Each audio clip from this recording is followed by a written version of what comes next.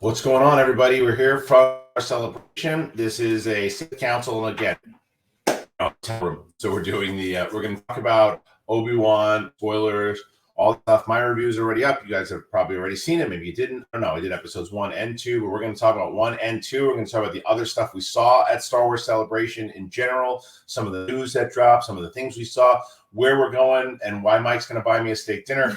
All of that stuff and more.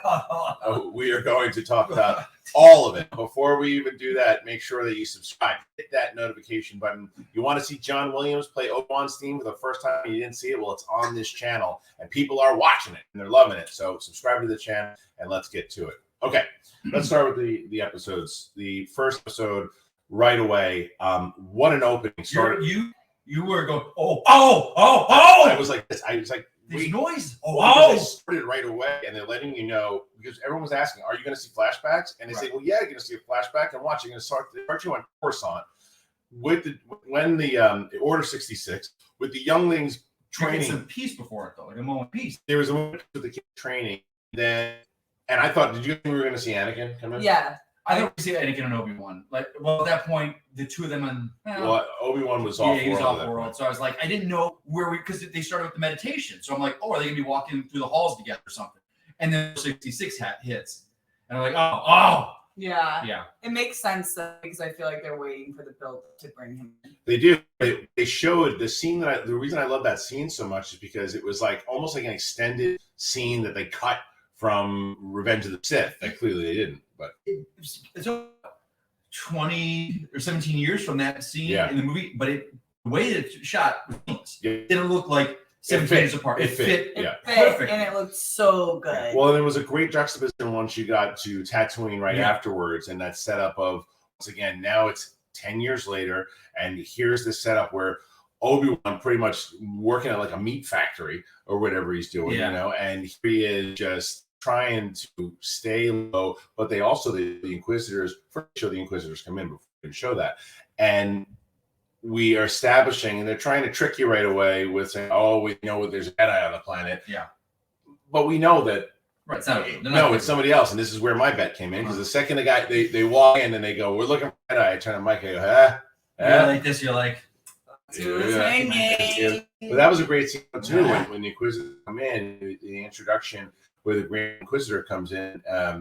Reva's trying to overstep, and she seems to try to be overstepping the entire time so far. Yeah, she's not all the way on board with it. It's a bull in the china shop almost. Yeah, I'm not all the way on board yet, because what I love what she did is when she was in this town square and just cut off the lady's hand. Do you feel with her less would have been more? Yes.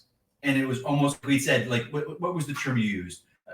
Pumping the brakes, or not pumping the brakes, was like full gas the whole time. It's just there's no lead up. Just super angry, and then it's like they're leading up to the fact that she's so angry, and then eventually there's probably going to be but now she's seen the errors of ways. Or what did you think? I liked Rev, but I see what you said. It gave me very much Kylo Ren vibes, like when he's throwing a temper tantrum, and I didn't love that side of Kylo, so I don't love that, but I don't mind. I thought by the second episode, I actually liked her a lot more than in the first. And clearly has a purpose. Yeah. I like how the Inquisitors, though, are like, we follow their compassion. Like, that's what lets the Jedi. That was great. Love it. It's just like when the Grand Inquisitor is going through and going, you know why we found him? Because what he should have done, he should let you just fall on your face. Yeah. But didn't, because that Jedi code is like an inch. And I love that such side. Good writing. It was great. That side of him going, no, because he's here. And then one of the Safdie brother was the one. And that scene too,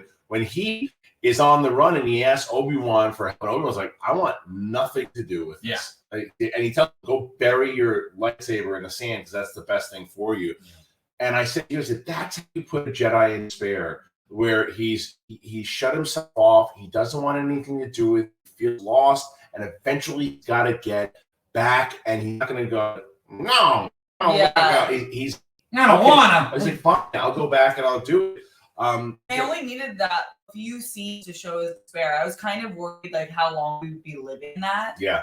Because it's important to show it, but you don't need to do it too much. It was the perfect amount. Yeah, and how about when he's like, he calls out to Qui-Gon, Yeah. And that dream, by the way, the dream that he had, that dream reminded me. There's a bunch of fan films that had come out, fan trailers and fan scenes that they had done about what happened if Obi-Wan, and they did something similar to this. And I always wondered maybe they had seen this. Yeah, because it was clips from the old movies, all old clips, everything. And then he pops up and he calls out to Qui-Gon, and Qui-Gon still doesn't really talk to him yet. But Steph and I are both like, okay, yeah, Liam Neeson showing up. Yeah, that's a confirmation. Okay, so I knew.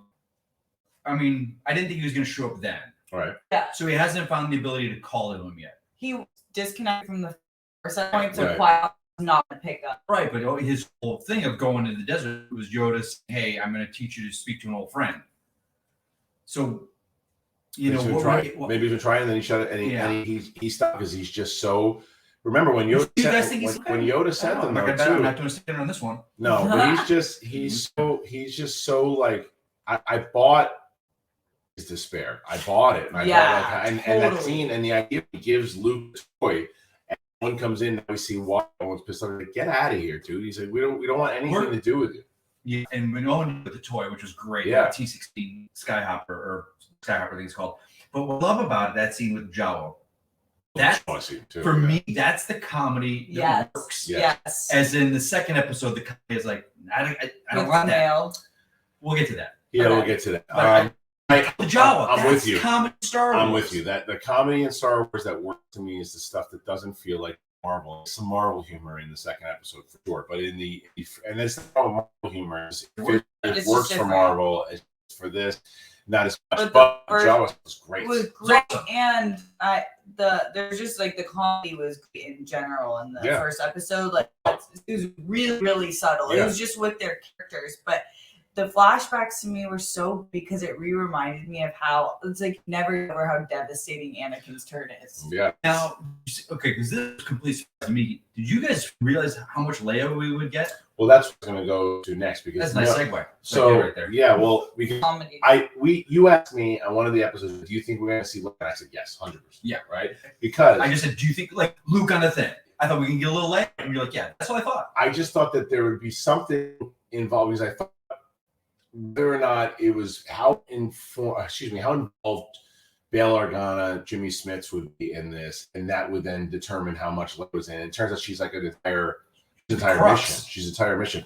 This girl is awesome as Leia because the second, even the intro to her, when you first see, and it's not even her, she's playing this kind of type thing, and you know, and that's something that her mom did too. And you look at that, and you see, and then you see her the way she's talking, and they kept playing with her love for droids. She says it in one of the movies too, respect the droids and all that. And it was just this little girl was so good as Leia, and it was a night.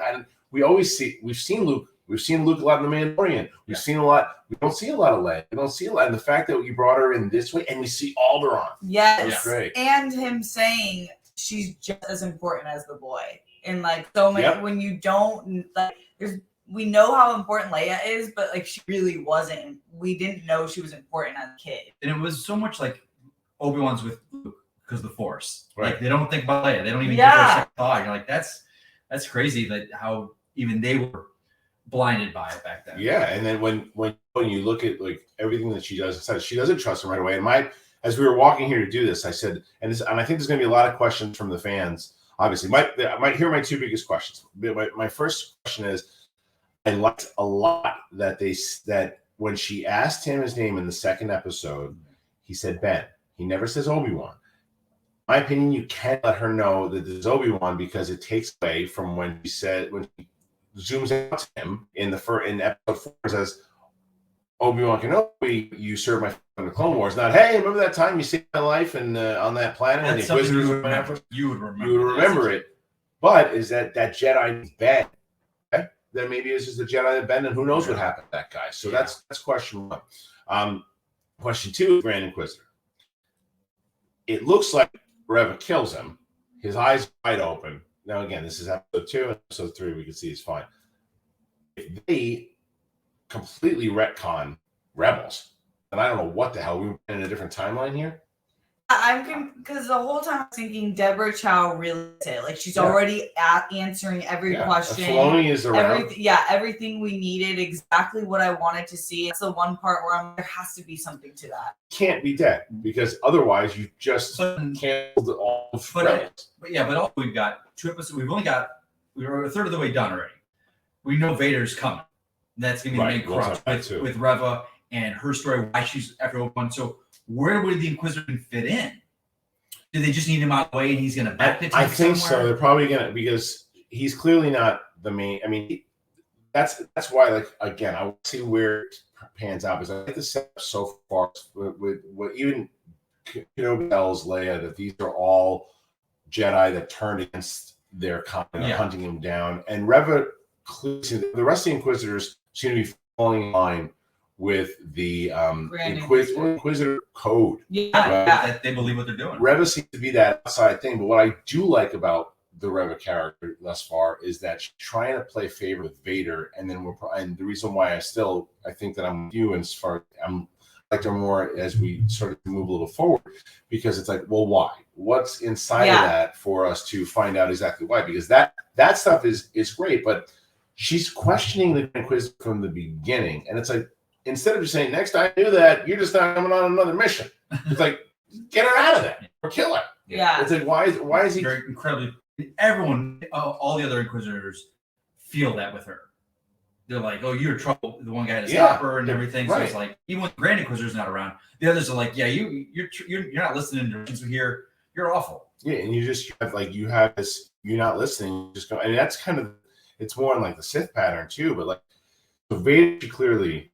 And is playing favor to, but like the Grand Inquisitor, I think was one of the things like was a little diminished in this series, like because he's a big bad in the villain. So now I know him that well. So would he be to the fans like a Cad Bane, like they love this guy so much? He's terrifying, but even more beloved. Beloved as far as like he was pretty terrifying in that first episode, like the first season, like he was taking prisoners, just kind of like really like scary. Of Jedi. Scary. And when you found out kind of who he was, so I think that he kind of pushed to the side. He felt a little pushed to the side.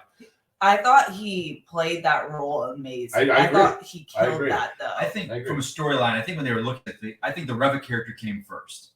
Yeah. And they said, well, we just can't have her be an apprentice to Vader because then that defeats the purpose of the Sith with having an apprentice and a master. Well, we got the Inquisitors. Let's make her an Inquisitor. We can use a High Inquisitor. Let's bring him in, but we don't want him to be the first. Well, we'll incapacitate him somehow. Right. So we get Reva that way. Vader.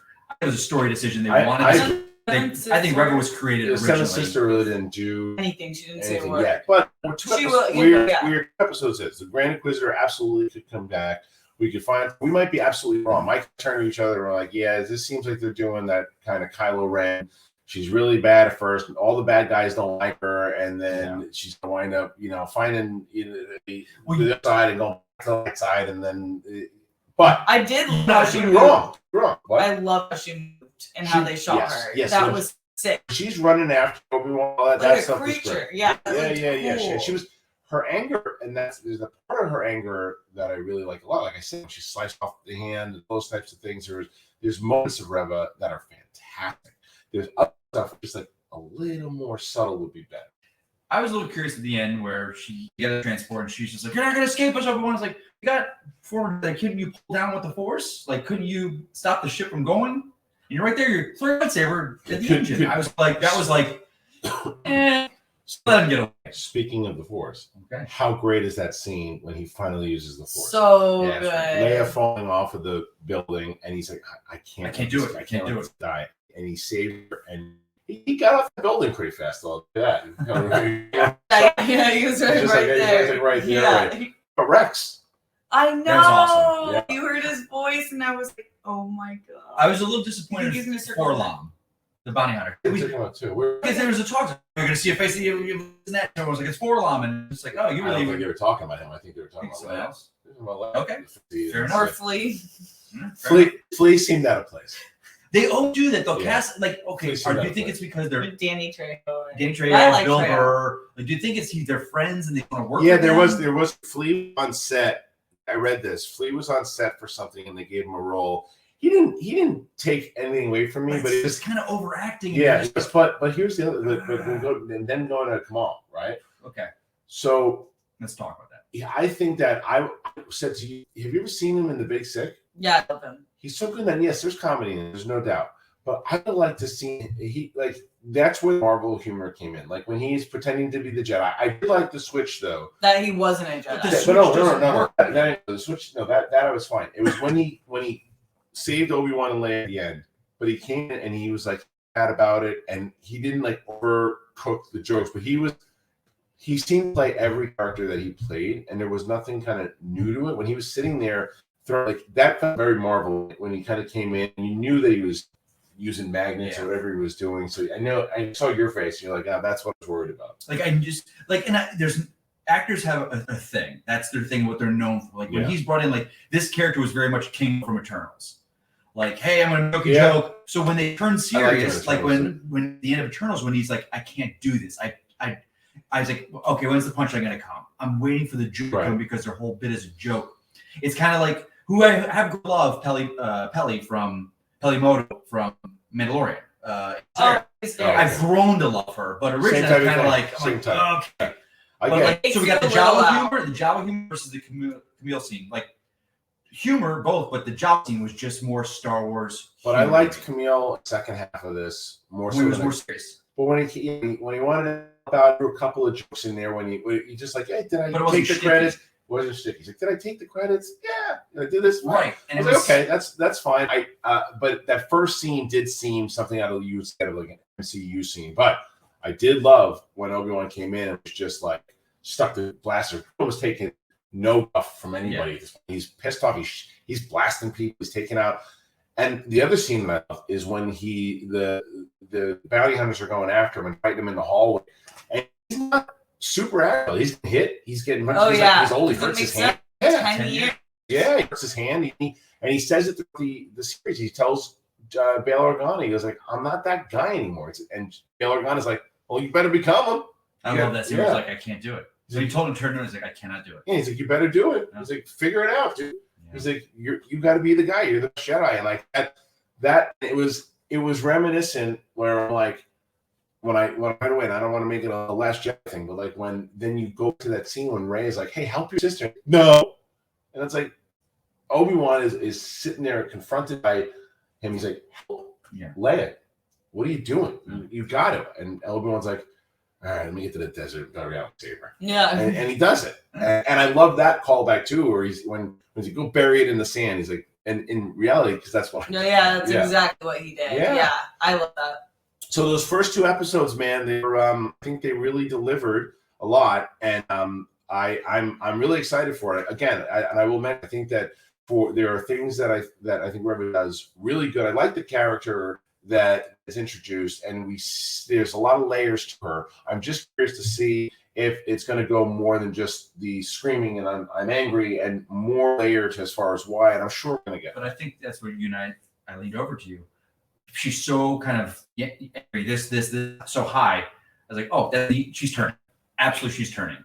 Yeah, right. Well, yeah, I so played so probably villainous. And but speaking of villainous, how terrifying did Hayden Christensen look at the end? Yeah, he looks juicy, awful. white, moist, like he needs a facial. That's enough. Oh. And Mike said, because we talked about it, we're like, do we think we're going to see Vader at all? I said, if anything, maybe see him for. I didn't know we see him. I didn't think he'd go back to Tank. I thought we'd see Vader, like maybe with the helmet. Agreed for the last two, because even Mike was like, we see him. I'm like, yeah, you kind of now in the third episode you're going to get. Yeah, and that to me was a great setup, and it was a terrifying music that was playing behind there, swelling up.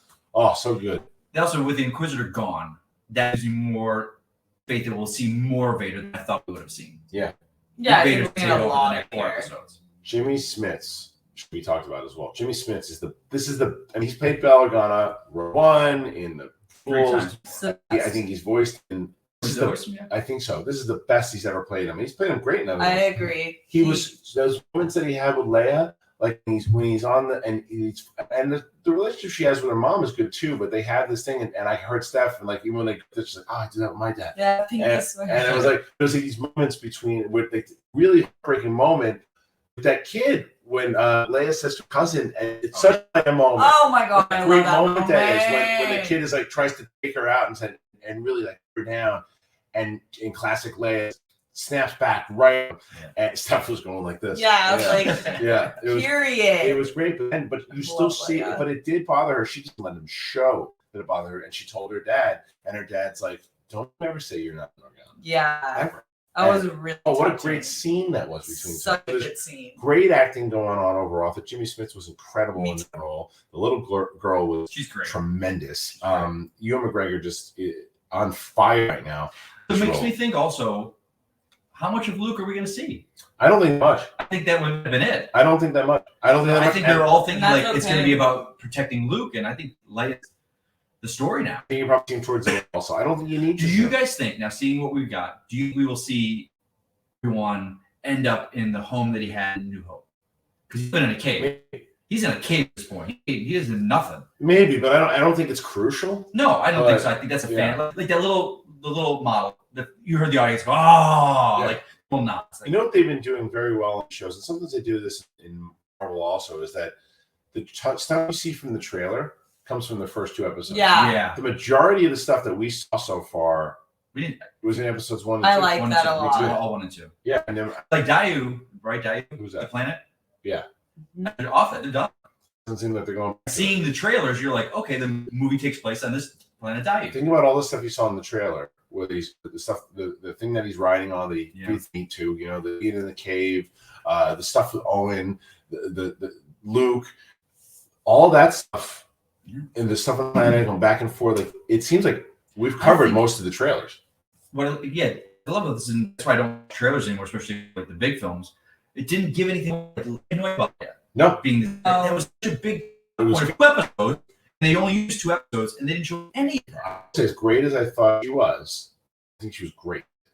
I think that I want to see more now about this focus about now discovering the anime, because that was another question that we all had also. Where Revis is, Lord Vader is going to be whatever, and he's Acolyte, and that's his first reveal. And I like the fact that she then starts to play in that. And this scene, I thought she played this very well, where she was like, "Oh, you didn't know, right?" But when does Obi-Wan find out that his name is Vader?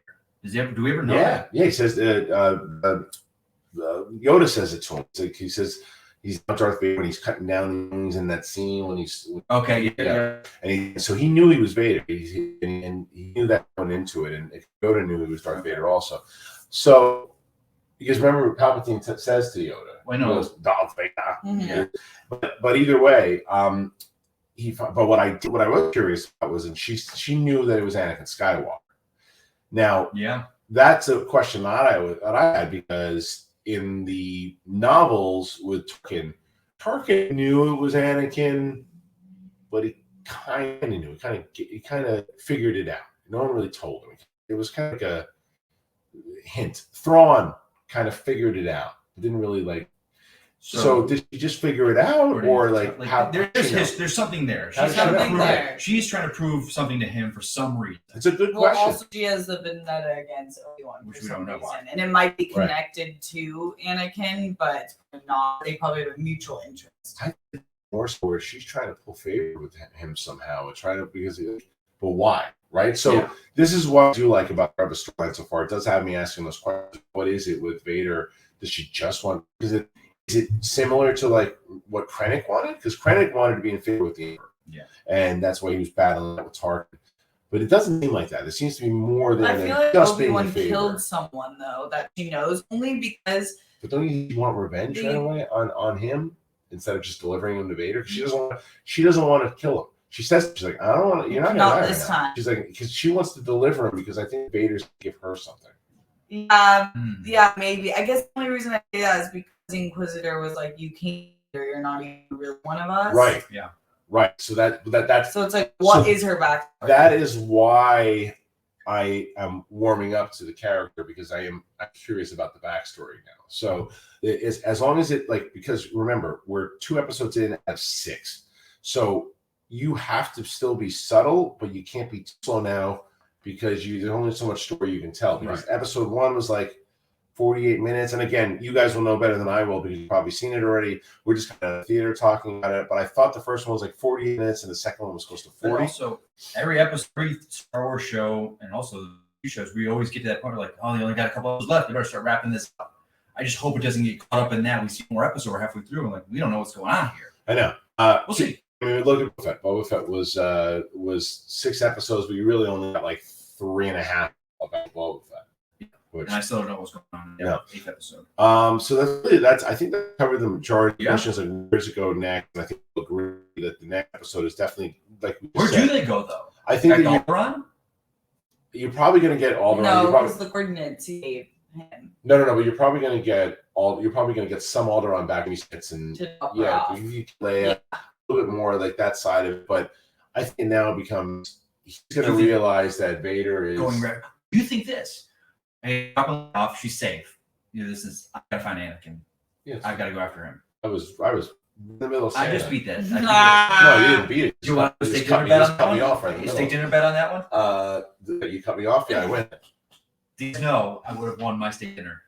No, if you would have the second one. No movie bets. No movie bets at all. All right, speak of which, so we will shift. I'm the king of segues. Yeah, one thing that I loved, the like 90% of the tone to me perfect.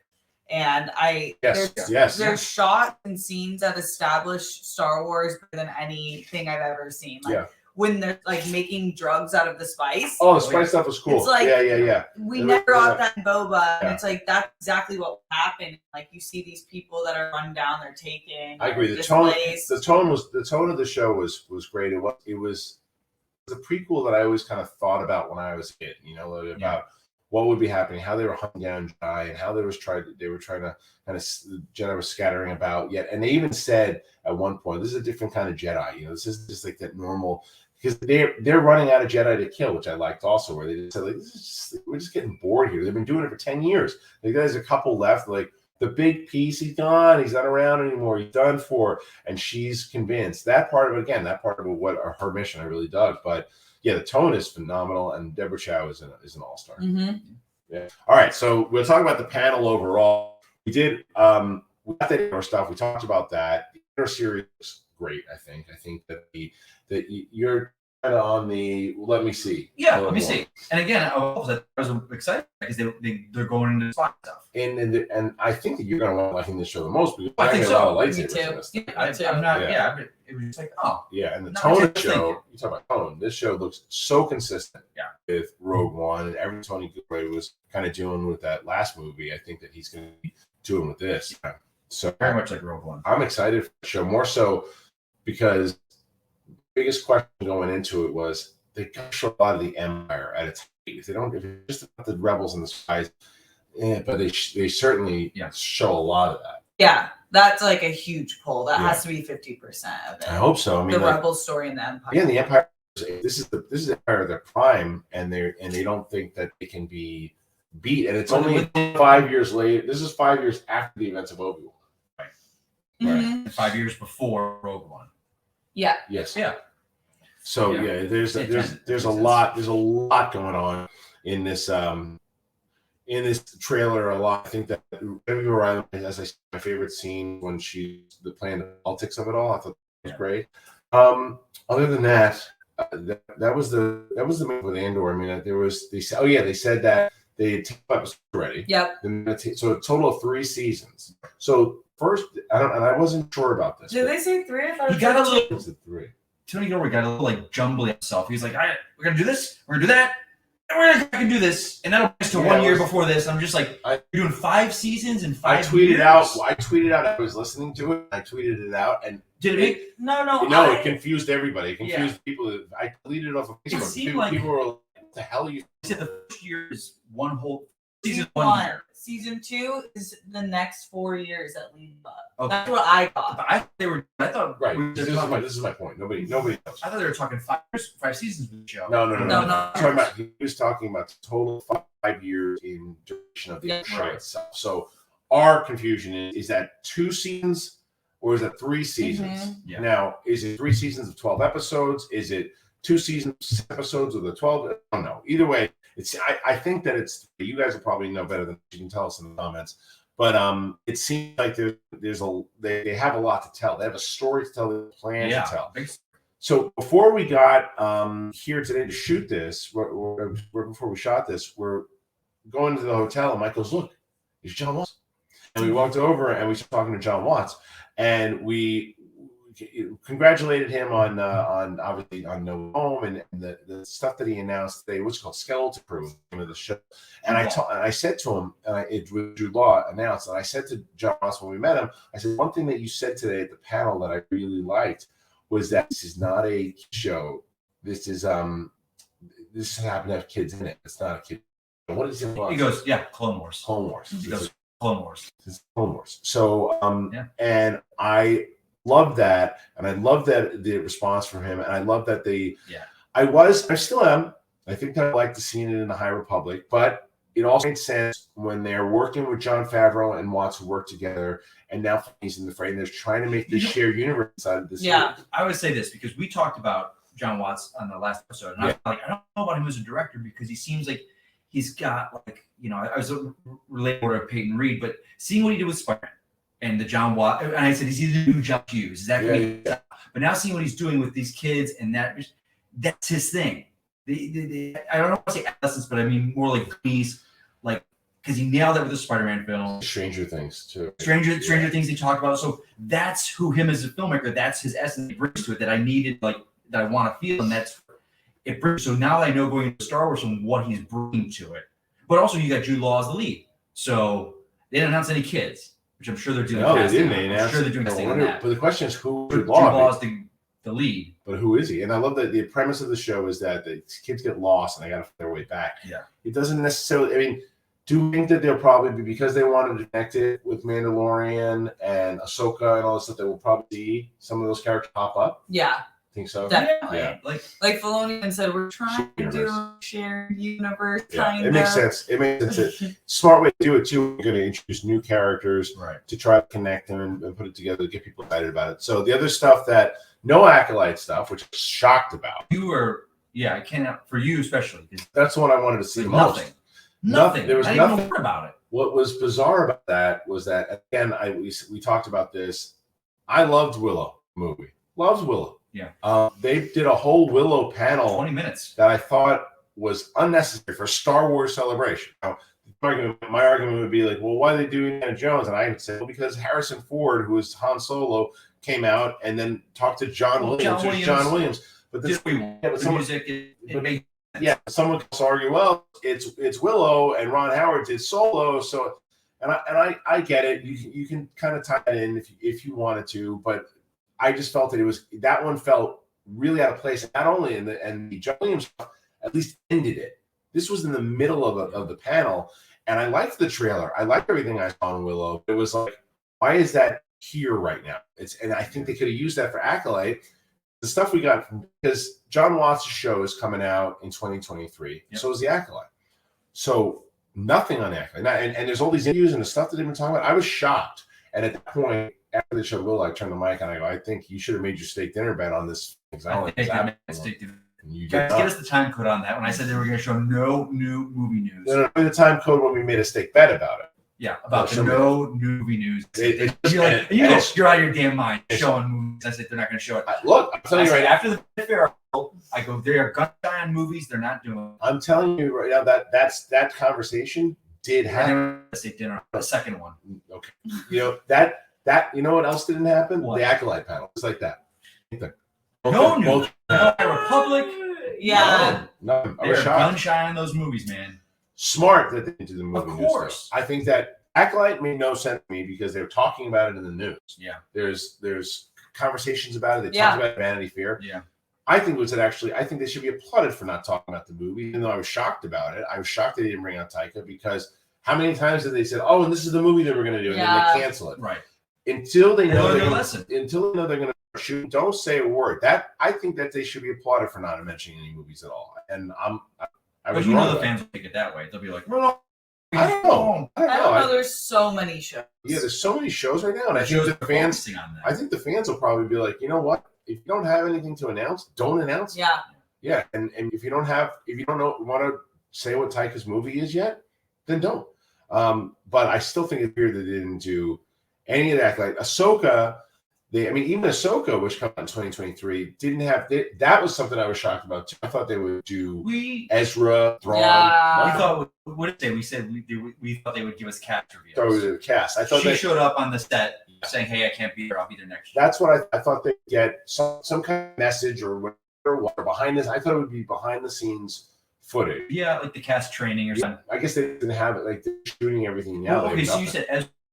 Is it known he's in the film or the show? It's heavily not as rumored. Heavily rumored, and obviously. And we saw it. And we know that Sabine is in. Yeah. Sabine, we know was cast. She was cast. So if Sabine's cast, it only makes sense that Ezra, because that's the whole mission. Yeah. Is that they're going, and it's essentially Filoni. This is essentially a Rebels live action show. So, I think that cast will probably come. It's D23. Does anybody know? Because D23, maybe they do some stuff. But anything else that this is only like day one. Yeah. This is all the stuff that we got. We got a lot of stuff. Yeah. So, all right, this was the Sith Council for today. Like I said, by the way, please go and check out all the other videos that we have on this channel. And as I have already told you, I have my spoiler reviews, full spoilers on episodes 1 and 2.